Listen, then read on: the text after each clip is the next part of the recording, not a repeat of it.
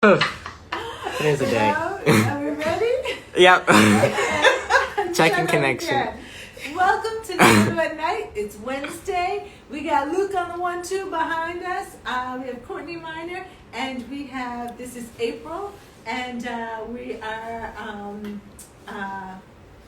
we're here. Yeah. The NiLu at Night is the behind the scenes of the makers, artists, creatives, thought leaders, folks and family and characters that make up the NiLu community behind the scenes. So today we have, I'm really excited, we have Courtney Minor with us, who is an artiste who we have a history with. So I'm really excited to kind of like follow up to, you guys will learn about how we first met and what's been happening with Courtney. But more than anything, a true inspiration for you guys who are out there who are creatives and, you know, are always your worst critic and you think, you know, I can't, not me, you know, people aren't going to get it.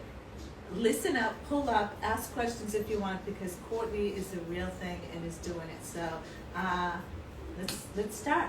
Thank you, Courtney, for coming. Welcome to NiLu at Night. Thank you. Let's start off with who you are. All right. Who am I? So she did a wonderful introduction. My background is, you know, it's a full like roller coaster. But I am now a visual artist, but I didn't really start off that way. So when I was younger, I got several art awards. In the same medium of art that you practice now? No. Yeah, I'm glad I asked. So ironically, I was really good at pointillism. What's pointillism? So it's when you create a picture with dots. Oh, tiny little those dots. Little dots. Wow. That was what I was good at, because I like, in a way, building things from tiny little things. I think that's why I like collage, because all of my pieces make a bigger image, but it's from tiny but pieces. Each little piece is represented. It represents something else, right? Wow, it's called pointillism? It's called pointillism. Interesting. You got many awards. You still have your artwork from those My awards? mom has all of those awards, does. but I don't think she has the artwork anymore. Really? She's not very sentimental. I get that. As a mom, it's probably like a lot of stuff. Yeah. Yeah. I don't think she's kept anything except for maybe my degree from college. I think that's it. She's like, that's paid for. And that it's not framed. It's just sitting on top of like a TV stand in my mom's bedroom. So pointillism is where I started out. And I mean, when I say early years, I mean like elementary school, middle school, and then when I hit my high school years, I just stopped. Do you know why you just stopped? Do you remember? You know, I do distinctly know. It took me a while with lots of therapy to understand, like, why did I stop? Like, I clearly love this. And I had several friends of mine who were actually in, like, the High School for Performing Arts in Houston, because I grew up in Houston, Texas. Mm-hmm. And I wasn't in those schools. I was in a very different, like, train that my family had me on, which was nothing wrong with it. They had me going, like, the engineering, like, science path, because I'm really good with numbers. Academics. Yeah, very academic with my family. Not to say that they don't have creatives in my family. It was just manifest as something you do as a hobby, not as something that, as a black person, that you can make a living at. You gotta be practical. You gotta be practical. Right. And they're like, you're a black woman in America. You need to, you know, get something that you can make sure you take care of yourself. Right. Whatever that is. So they were always open, but I kind of always had that undercurrent. And I just stopped. And I saw other friends of mine who were true, like, hyper realistic. And in terms of the artwork that they did, portraiture, and I mean like almost look like a photograph, or could at least make the like things that I would say, oh, I don't think I can draw as well as them. Even though I can draw, like very much so, but it made me doubt myself to the point where I was like, well, if I can't be hyper realistic and I can't do it, then I'm just not going to do it at all. See, you know, you're the second person to say that. I think when Crystal was here, Crystal DJ, she talked about that because of her lack of being able to do just one particular form of art, she figured that she wasn't, you know, good enough for anything. Isn't that crazy though? That you think in those kind of terms, just very, you know. Well, you know what it is? The things that we see, even if you're observing from the art world from like afar, the things that are rewarded that I see crop up is usually traditional paintings with people who can really draw as close to realistic as possible. I didn't really see or truly see the ones that were being propped up were people who were abstract or were collage artists. Like and when I would talk to painters, a few painters that I met growing up, they kind of threw shade at people who did collage. So did you, growing up, did you know about the black artists, Benny Goodman, Ramir Bearden? So if you had, if I had, I think things would have been very different. See, I mean, that goes to say you can't be what you don't see. I mean, it's so real. It's right? very, very real. Yeah. And because of, like, I grew up with a very, like, high-performing, academic, professional, white-collar kind of family. Like, I definitely came from a family where we all went to college. We all got our 4-year degrees, whatever your degree was in. And they were like, if you got to work, you might as well make money at it. Right. And because of that, I was kind of always told, but not told, that artists didn't make money. So, yeah, you do it, but it's not your real job. Right. And I kind of followed that belief in conjunction with the fact that I'm like, well, I can't even draw hyper realistic. So why, like, I literally am not going to make any money. So I just, it just was something that was just so far removed. Mm-hmm. And when I had friends that could do that, I was like, well, clearly they're doing it. And I saw most of them not pursue doing fine art as a career. Like, most of them kind of gave up on it after they left the high school for performing in visual arts, whatever city or state they were in. Right. So then you go to college and you study what? Industrial engineering. Wow. that's no picnic. That's like easy, right? Yeah. And you went to school in Houston? I went to school in Houston. I went to the University of Houston. Okay. And actually I went to a specialty high school similar to performing arts. I went to a high school for the STEM. It's called Hightower. I think they still have their engineering academy. And then I got a full scholarship to University of Houston in industrial engineering at the Cullen College of Engineering. Okay, great. And I minored in a lot of different things. I did African American studies, hip hop studies, architecture. And I remember when I graduated, even as I was graduating, I knew I didn't really want to be an engineer. But I didn't know what I wanted to be, but I still was in that frame of reference where I assumed it had to be something more straight-laced. Right. So I was kind of always searching. I remember one of my internships when I was in engineering school, I worked for Hallmark Cards. And I'll never forget his name. I don't know, I have to absolutely reach out to his name. It's Mal Warwick. He was a black man who was in leadership at Hallmark Cards. Mal Warwick? Mal Warwick. If you're out there, Mal, if you're out there, I still remember you. And I remember he offered me the opportunity to be an industrial designer. And because I told him how I kind of really enjoyed being more creative. But I got scared. So I didn't take him up on the offer even when he gave me the chance to be an industrial designer.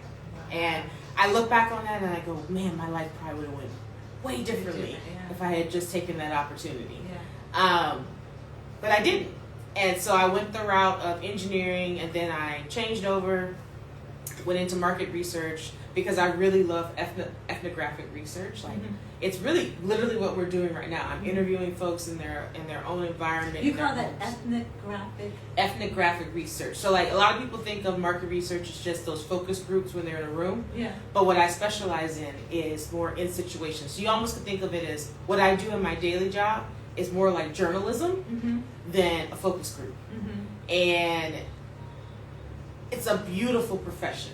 Like, I always leaned more towards that than all the numbers in the surveys. Of course, I could do that. I have an engineering degree, but it's not what made me tick. Right. And then I would always get super excited when I would meet the creatives in whatever organization I was in, and I would always sign up for all the projects where I would bring the creatives with me, and we would get inspired and do almost like shopping expeditions. Spend like a day in the life with someone that really inspires them.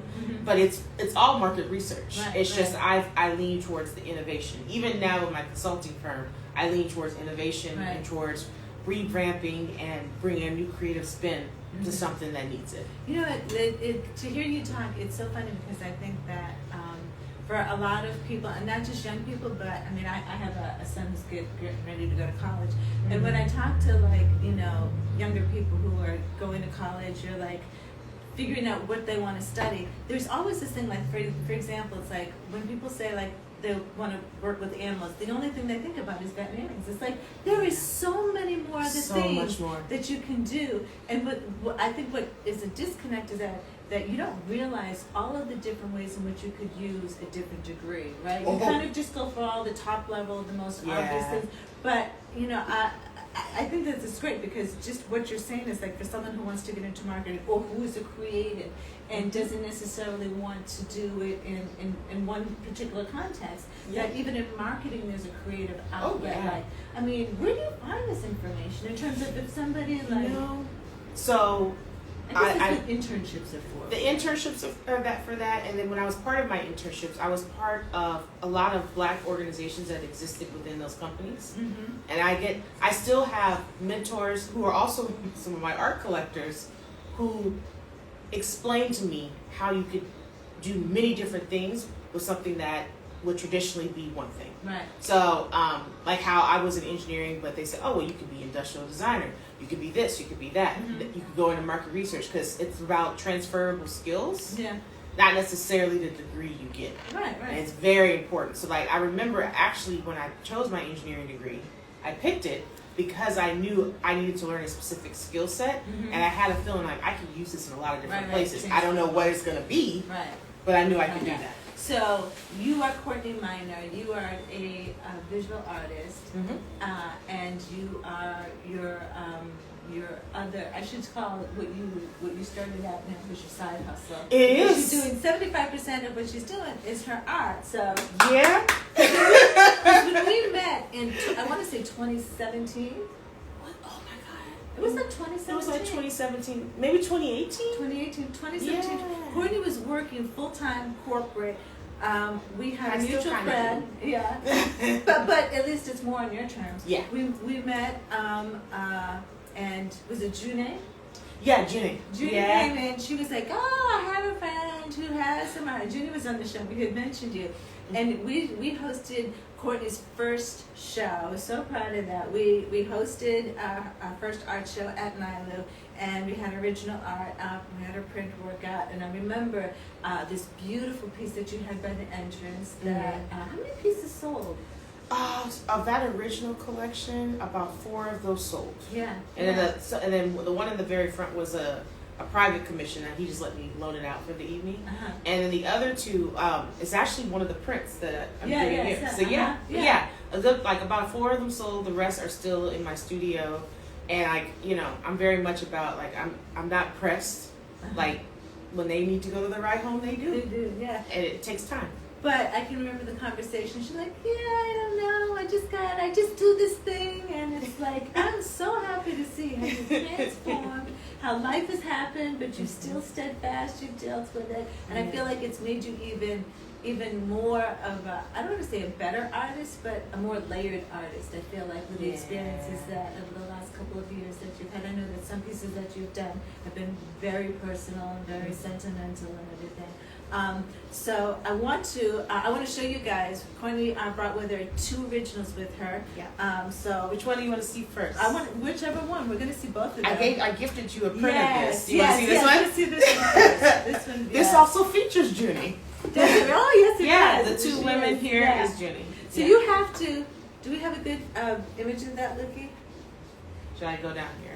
All right, so I'll hold it, and you point out. I want people to understand the process of what you do and kind of guide us of the thought process behind how you create. Because also I want to say that there's something very specific that you do with eyes. Can you tell us about the eyes? Yeah, I got a thing for eyes. Actually, my new works are experimenting with not having eyes, but also creating the feeling of eyes. Ooh, it's a whole thing. Okay. So let's see. How would I describe this work? These are my typographic works. So I really love typography. And this actually was done in 2020 when all of the different social uprising was happening. And I made 2 portraits like this. One sold the same night I made it. And this one, it's just been saying, you know what, you need to stay with me. And I'm like, that's fine. So with this one, I literally do stream of consciousness. So at the time I was talking with therapists, and they were telling me to journal, self-care and journal. But I don't journal in traditional ways. And so what I found is that my journaling was happening literally on the canvas. I wasn't using the book. So that's why I always say, if you want to understand a window into like who I am, literally try and just read the words on my canvases. Because I don't put it in a journal. And this night, it was just an emotional, just pouring out. Like I have their forgive them, Father, for they know not what they do. So I was quoting the Bible. And I was just kind of just truly writing about all the torrent of emotions that I was feeling watching all the up like unrest in Minneapolis, and of course with the killing of the different Black folks that happened in 2020. It hit me hard, and I kept picturing, because being a visual artist, like my imagination was going crazy. With the first painting, I was picturing my father, my brother, my nephew, and I was just like, oh my God, if something happens to them. And like as I was crying, as I was gluing and painting, and then after that I started thinking about literally all the women that I know that had died, and all the women that were in the media, and I started thinking about all the people I care about, and I was like, no, I said if I put them on canvas, then they're gonna be around forever. It was a coping mechanism. And so like I remember tearing up my then living room, because now I have a studio. And yeah, I have a studio now. Thank you. That's cool. Good. Thank you. So I have an in-home studio where I work, but of course, like I don't have the full facilities, which is why I always apply for residencies, because I need more space. I need to interact with artists. But let me get back to this. So with this one, and you see the rawness of it. Like I literally just grabbed black paint, and I just I was covered in paint, and then I remember looking at the canvas, and I had a shot glass. Well, not a shot glass, a full glass of bourbon, because again, it was a very emotionally hitting night, watching all that on CNN and watching it across the media, and just it was making me relive every moment in my family's history where bad things happened to us because of the color of our skin. And I remember as I was crying, I was like literally printing out stuff, and I was glue was all over my arms, and then I just started gluing on the canvas. And on here, these are my eyes. That's my face. That's my mother. That's just some random paper I found. This is the body of a friend of mine. And then this is Juni on both sides right here replicated. And I was trying to I always forget the name of it, but they use it in psychology, as well as they use it just in photographs where they, do the Doppler something. Yes. So I was kind of trying to replicate and create that effect, which is why I had to duplicate it. And then I have what I call my plants. So a lot of my paintings, you'll see like random triangles with like little things on here. I call it my plants, and it just represents like grounding and being grounded with the world. A lot of people won't know that. Like, again, that's why we're doing this interview. And then after that, I unmuted CNN, and I was crying and just upset and worried. And I was like, I just need to write this down. My therapist said write it down, so I'm gonna write it down. But I grabbed the gold paint in my brush, and I just started writing these words literally as they were coming out of my head. I started putting it on the canvas. And if you follow me on Instagram, you'll see me. I post a lot of me doing my stream of conscious writing live. So that's literally how I did this one. So what does it say in the gold painting?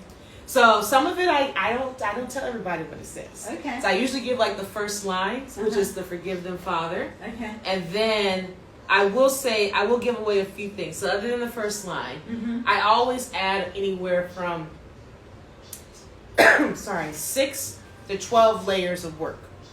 So after I do this and I did the words, then I let it dry, I use the fan, and then I use what they call interference paint. And I wrote the word human across the words here and across their body here. But depending on the angle you're looking at it, you can see human sometimes, and in a certain light you can't see the words at all. And what that was doing was focusing on, like, we're human. And why can't you see that we're a human being just like you? And I was just so frustrated that I just like, let me just write it all over the canvas. And that's what it became. And then I just started taking a paintbrush and putting slashes everywhere, and how I felt. And I stopped and I looked at it, similar to the first canvas that night, and I just kept crying.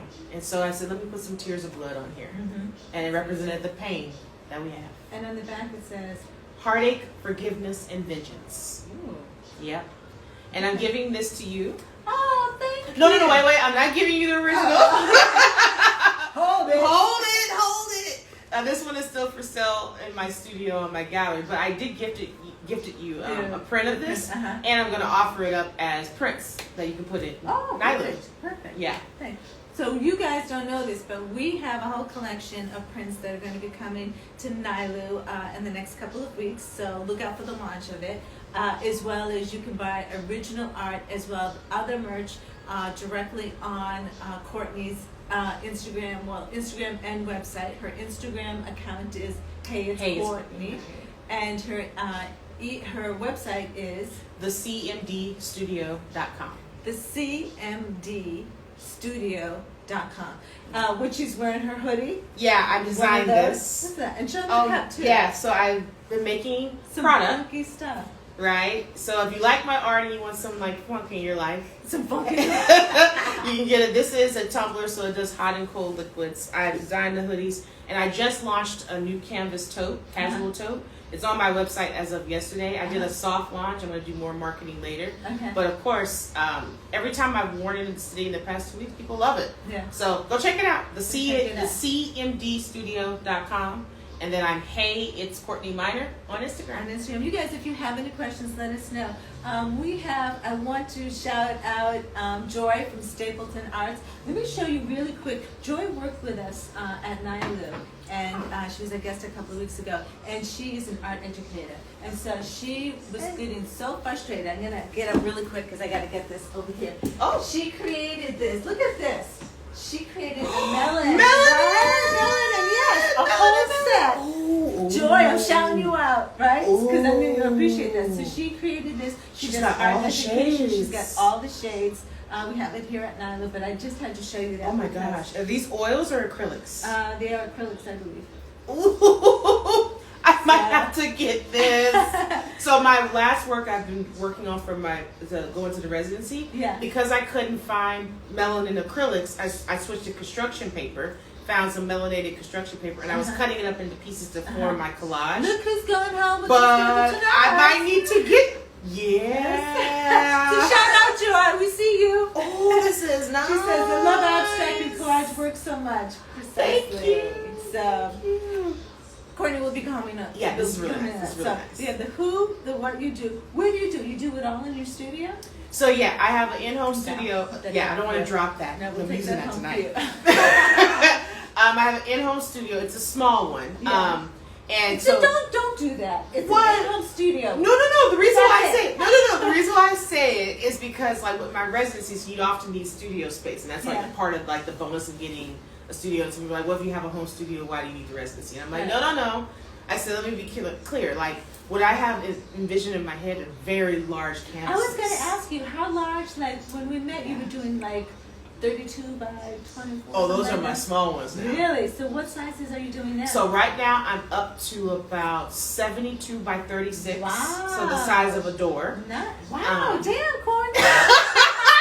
Go ahead. Congratulations. You'll see them. Really You're going to see cool. them very soon. So really quickly, Courtney is one of 3 artists that are part of the Art Crawl Harlem residency that's at Governor's Island that will start in May. The launch is May throughout the summer. Check out Art Crawl Harlem, which actually I'm on the board of, and I'm so excited that she's one of the 3 cohorts for this season, and some really cool stuff. So you guys, Art Crawl Harlem, check that out on Instagram.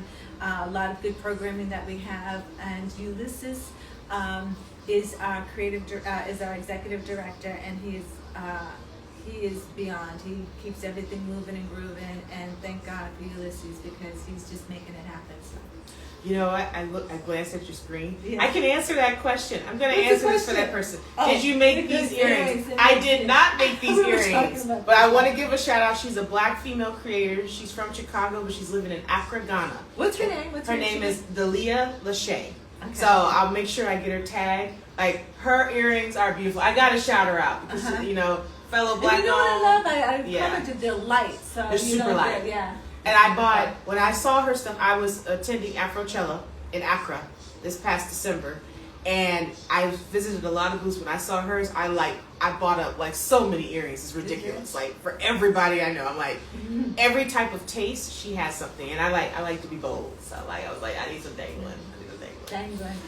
So New York is where you do all of your creating. I'm trying to change that. So right now, I do majority of my creating here, but I've been strongly considering potentially doing some creating in Mexico City. I think I talked about it a little bit earlier. Yeah. And so I'm trying to feel my way through that. So funny story, after my residency with Art Crawl Harlem, this November, I'll be going to Puebla, Mexico, which is Mm-hmm. right outside Mexico City.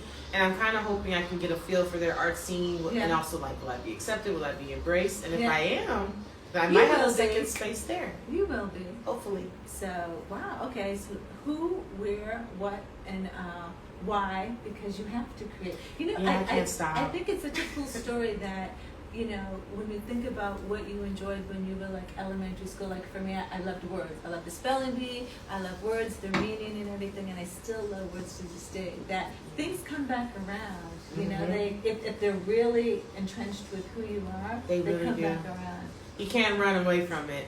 No. I found it was causing me turmoil. I remember when I had my real epiphany not long after I met you, and I was in Vietnam, and I was just like, I go away a lot. I love to travel. And I was in Vietnam, and I said this last night, where I just had this push, like this just craving to make something with my hands. Yeah. And I remember as I was leaning into it and finding art stores in Ho Chi Minh City, I was like, I'm going to make this. It might look stupid. I'm going to basically be gluing images I took on canvas. But at that time, I was like, let me just make whatever I want for myself. Yeah. And like, it's just blossomed. It's turned into something much bigger than I ever could have imagined. So I just tell everybody, go after your dreams. Right. Like, So I was going to ask you. So what would you have told your former self 5 years ago, based on what you've experienced now? woo! You know what I would have told myself? What? And it's gonna sound strange. One is make sure you have your village. Mm-hmm. I didn't understand that. I remember Junie trying to explain that to me. I just didn't get it at the time. So like my village isn't necessarily just collectors and supporters. Mm-hmm. It's folks like basic things. When you become a professional artist, you got to get a sole proprietorship. Yeah. You got to, like for me, I have an LLC.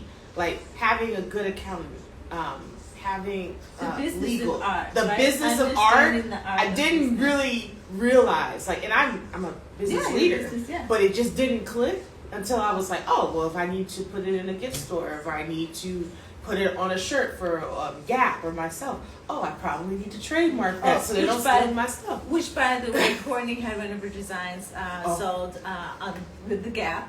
What that was spring? That was 2021 because I designed sold it in out. 2020. Really cool. Yeah. So the business, the business of art. The business of art. Yeah. I wish if I could tell myself 5 years ago, I'm like, get your village in place, not just for the help to get your art out there, which is still super important, Right. but getting your village to help you run the business of art. Mm-hmm. And if you're not naturally business inclined, you need to find people who can help you, who are willing to help you. Can't say it enough. Legal support. Like learning, because I do collage and photography, the use of a personal image. Right. Like making sure that after I make a portrait, I need to contact those people and say, hey, do you sign off on this? How do you want this? Do you not want this on clothing? Because I might make prints. Like it's all those little details where, oh my God, it would have saved me lots of heartache early in my career if I really understood it. Right. Which also helped evolve my style. Yeah. So good. So we have the who, what, where, and the why. Thank you, Courtney. Yeah. Hopefully you guys, you still have time if you have any questions to dial in. I want to get started with our either or rapid fire 5. So I was easy on you today. So let's see. So you get to choose one or the other. Are you more of a vacation or a staycation? Vacation. Yeah. Outside. And why? See the future or change the past? I say both. Nope. I think I'm more of a see the future person. Okay. You're not scarred, huh? Well, like the scar's gonna be there, but how you heal it, that's the future. Look at you, philosophical. I like that. Okay. So then I think I know where I'm headed in the next one. Regret or doubt?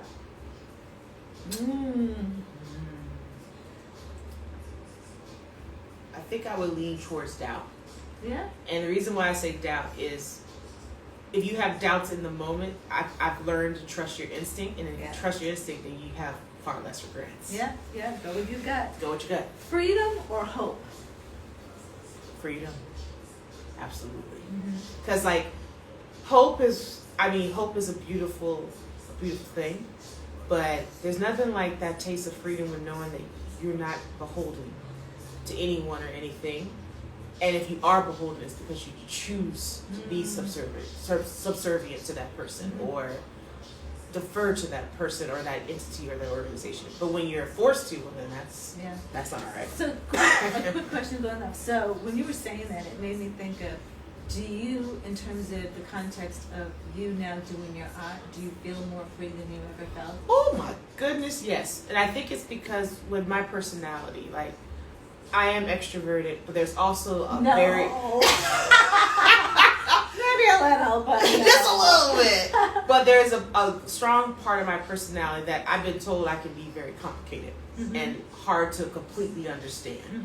And especially when I was in my full corporate focus, I thought that being more emotional was a weakness. Even though I'm actually a very emotional person, like I held back on it. Right. And so, like, there's a lot of people in my life during that time period, those early years when I met you, where they just didn't see the loud, the crazy, the crying. Because I very rarely cry. Like, rarely. Whereas now, I cry pretty often. And I feel like me creating art has unleashed that. To the point that there were some people in my life who almost thought I was almost like a different person. Well, you were. I mean, yeah. When you came out the box, so to speak, I literally, when I came out the box, they were like, I don't even know. I remember someone saying, I don't even know who you are anymore. And I said, this is me. It's always been there. I just always suppressed it. Right. And for some, they were very accepting of it. For others, it shook them. Yeah. And they couldn't really handle, like, I guess, the metamorphosis that was happening. The last one is, are you a leader or a follower? I'm a leader. Absolutely. Yeah. Absolutely. Even like as I think about following, like I'll follow if I'm very much, if I'm confident in someone that is a leader, I will defer. Yeah. There's very few people that make me feel confident in that I'm like, all right, I defer.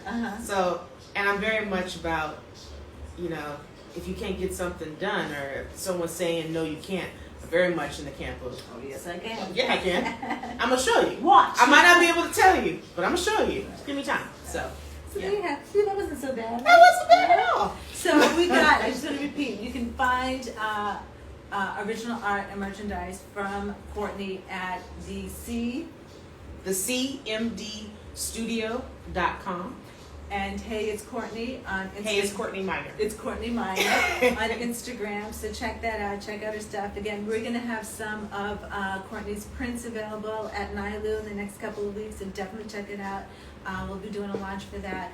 And I think the biggest thing I want, you guys to remember is, self-sabotage is real, not believing in yourself. And I think as creatives, you're always your worst critic. Absolutely. Ease up on yourself and just do what feels good, right? Absolutely. I mean, Courtney's, you walking the walk and talking the talk, you're doing it. So, yeah. Congratulations. And I definitely self-sabotage for, 10, 15 years? But it's not too late. No, it's never too late. How old am I now? I'm 38, so I started this journey about 4 years ago. And I'm just glad I just went ahead and took the leap. And I had people encouraging me. But even if you don't have people encouraging you, just do it. Lean into the discomfort. It's okay to be uncomfortable. Yeah. Just do it. There you have it. Thanks, you guys. Check out next week, Wednesdays, NiLu at night. See you. Thank you. Bye.